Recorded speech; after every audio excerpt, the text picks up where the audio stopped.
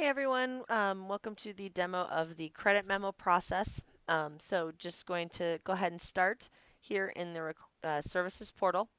Um, Again, as I'm saying at the top of all of these videos, please bear in mind that these are work in process right now. We are in process of standing up the ServiceNow instances for GSS. So a lot of these things are being built. So I will be jumping back and forth to different instances for the purposes of this demo. But just please keep that in mind. Know that not everything right here is what you're looking at a final product. As long as you have that in your head, you'll be fine. So um, this is the services portal. If you're not familiar with this yet, please, I encourage you to watch the intro to services portal. So for credit memo, we're going to come in here and you would create, you'd click on credit memo. Now, again, as I was alluding to, it's not built in this box. I'm going to jump to another one, but you would click here and it would take you to this form, right? So, just as it did with everything else. So if I come in here, you can see it's populated with my information, the short description of credit approval. You can add this, you know, to it if you would like. Um, is this priority high, critical, moderate, etc. I would think about if you would want a user to select that, because users will always select a high priority, or critical, so that doesn't do you much good. But that is up to you. We can leave it there, we can not, right? So, um, detailed description, anything you want, right? So then I'm going to go ahead and hit submit. Oh, nope, I must attach the claim info and support documents. I can't submit this ticket without an attachment. So, nope, that's right. I'm going to come up here. Going to go ahead and attach the file of some sort here.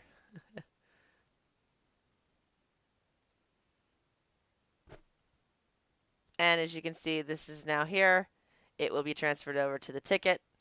And so now I'm going to go ahead and try to hit submit. And yes, the finance department's been contacted regarding our request. And again, we can specify what this verbiage says here, right? And here, I've got a assignment group that's auto assigning to me. So I've put myself into that finance group. So that's it. That request has been and an email has now been sent off to the person that requested saying, thank you, here's your request. Please come back to the portal to see the status of your request, right? And that would show up here. So now let's jump into the ticket itself. So this is if you're an actual fulfiller, right? So, now what do we do? What is the credit memo actual process, right? So we're going to come in here and look at all finance requests, right? And this is a work queue. And there's a couple other videos about work management and ticket management and work queues, but at a basic level, this is all the requests that are coming in for a particular, in this case, finance group, right? And so you can look at these in different fashion. Currently, I have sorted them, by date. Here's the latest, and you can, as you hover them, you can get some approximation. So that's a nice feature. You can see what the short description is, close complete, etc. For the ticket state, maybe you don't want to see those. So I'm going to go ahead and filter out close. Don't necessarily need them, right? Assignment groups. So, here's something that's nice. You can right click group by assignment groups, right? To look at things if you're a manager, right? And you own multiple assignment groups, let's say. So you can look at things like that as well. So here's the finance assignments group. This is the ticket that I just created. So let's go ahead and open that. So again, we don't have company data in the system associated with any callers. We don't have the users in here yet again. So we're going with the Acme company for now. Again, the company may not be something that's applicable here. We need to talk about that. So, but Acme, as you see, the release notes attachment that I put on earlier was put over onto the ticket. Because we have this, if it comes to this group, it's getting assigned to me, rule in place right now at the moment. You can see it's already gone to the assigned state, right? It could have just gone to draft where a queue manager could pick it up and assign it to someone, and then move it on to assigned, etc. as soon as it was assigned to someone. So here you can see all of the stuff that was entered is retained. This is a work notes field. Um, right? You can put anything you need. Um, all of this stuff is maintained in the history of the ticket. Um, Scheduled start dates. You can put, some must-haves by, etc., some SLAs, etc., for these things. And then if people down the road record time cards here, you can see some actuals. Or you can come in here and say manually, I've started this or plan to start. Excuse me, I'm just going to start this right now. Right here, I am working on this process. So I'm going to go ahead and put my actual start date now. Or you can click the Start Work button. That does the same thing. Okay?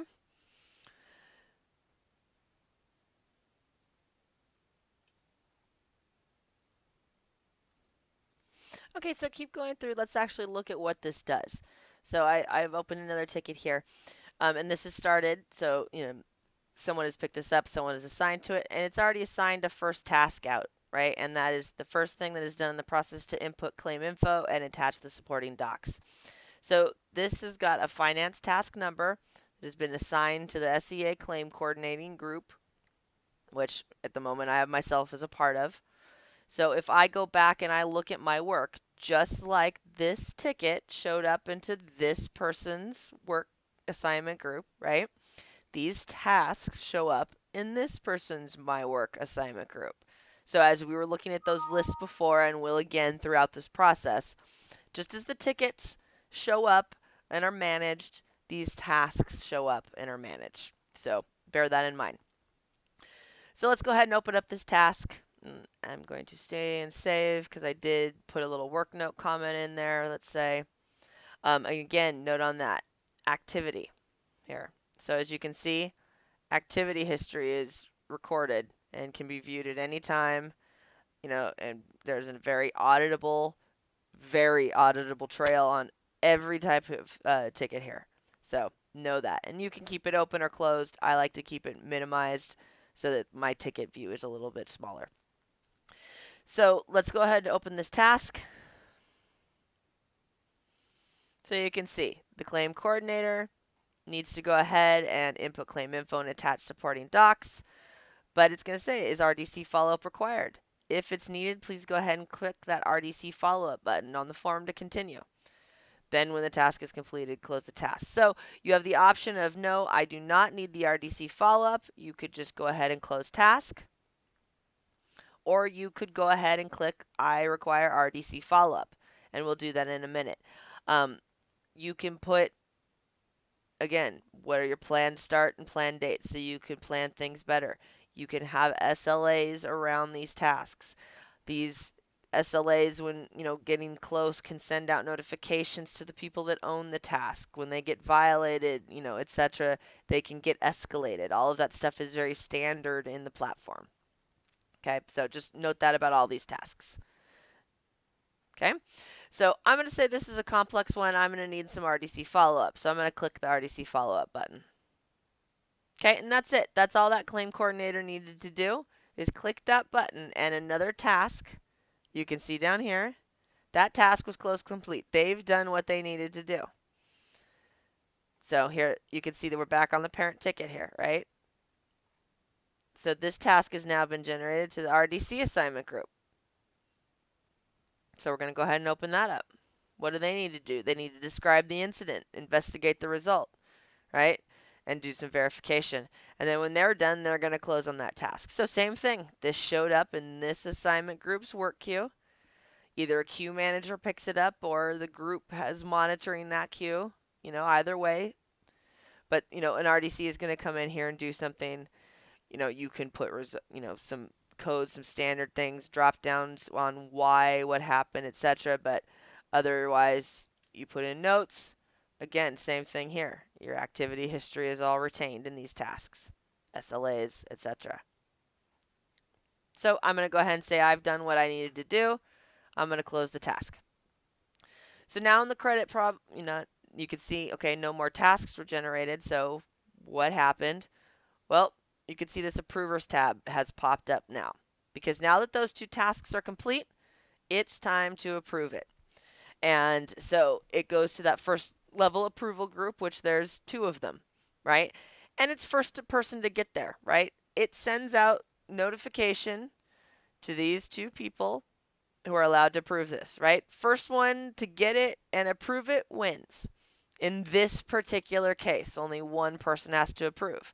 But to try to speed up the process, why not send it to everyone who could? Okay. So I'm going to go over here and I'm going to be Allie for a minute, right? So, excuse me, this is Fatima. So let's be Allie. So this is Allie. And if you go back to that other screen, you can see, excuse me, that she's one of the people that was the approval was requested for, right? So this is her homepage. And we're going to go ahead and refresh it here. But you can see she's got her my pending approvals because that's what this person does a lot, right? She's an approver. Oops. Pardon me. Let me go ahead and I'm going to go impersonate Allie again. Anyway, so as you can see here, Allie's got her my pending approvals and they're all ready for her. So, she can see when they were created. As you can see here, Allie is a bit behind. You can put SLAs on approvals if you would like, right? These need to be done in a certain time, or else we're going to remind you constantly, via email, etc. So Allie can come in here. She can either open it up, take a look at it. Keep in mind, she got an email too.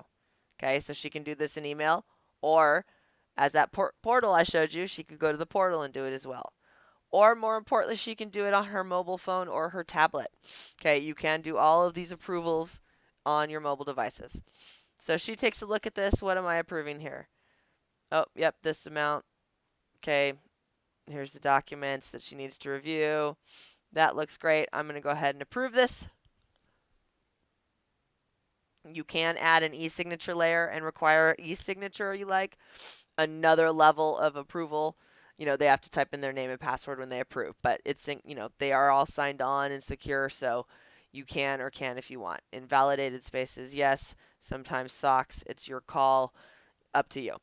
So Allie has now approved that, so let's go back and take a look at that ticket.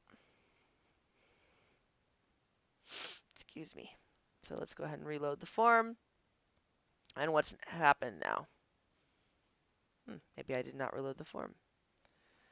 So we're going to approve for Allie. And you can see Allie is now approved. And Krista is no longer required. Okay, and now I have a new finance task. So it's been approved. Now the next step in the process is to generate an invoice in SAP. Right, this is something that needs to be done outside the tool. There is not the SAP connection at this time, of course, but there's no reason a task can be generated for someone to go and do that, and they can just close the task when done, right? So here's what needs to be done. Again, SLAs, all things are still applicable here. Here they have to, enter the credit amount, which I can show you. It will not proceed with the required field. You'd have to put an attachment, same thing.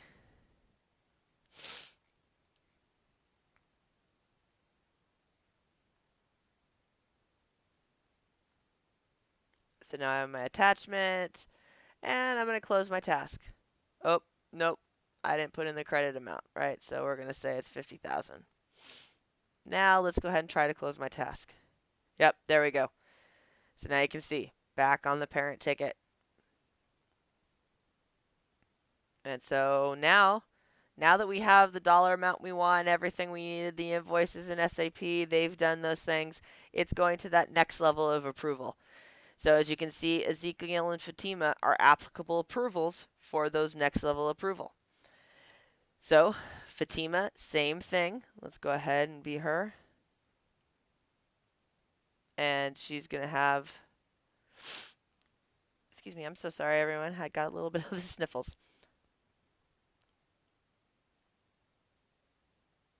And I'm no longer impersonating Fatima. Give me one moment. So here we were impersonating Fatima now, as you can see. And see, she's got a request for approval. Again, she's a little behind on hers as well. Let's go ahead and approve. She could do it on here. Again, you can, if you were familiar with things, you can pull in more fields here if you like. You have all of these fields to choose from, you know, to pull into your views. So, if you are comfortable with what you're seeing, you don't have to go into the ticket. You can approve straight from here. Okay? So let's go back to our ticket. Pardon me here, I have a lot of systems open.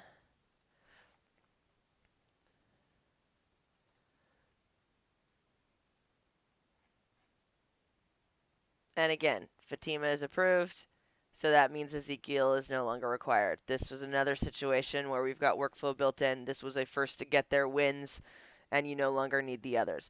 Again, but you can clearly see where approval is, who needs to approve, what the status is, etc. It's visible to everybody here. So finally, since you got that final level approval, you're going to ensure that all the documentation is complete. Is that last task? It goes to the finance assignment group, which is the owner of this ticket. They are going to get this task in their work queue. Check all the documentation. Yes, is it good? Are we fantastic? Thumbs up. Everything is great. And I'm going to go ahead and close this task. By closing that task, as you can see, this parent ticket has been marked closed complete. Everything has been done for this credit memo. You have the record of the tasks. You can, again, same thing. These little gear wheels, you can personalize the list, right? I mean, due dates, activity start dates, right? Closed by, comments, work notes, created by, created date, estimations, due date, SLAs. Did you make your SLAs? There is all of these things that you can pull in here, right?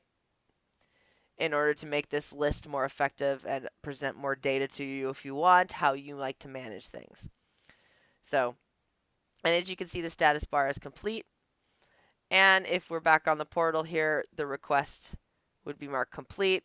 And the person who requested, upon completion, is going to get an email notification automatically saying, here's your request is now done with, whatever information we choose to send them. So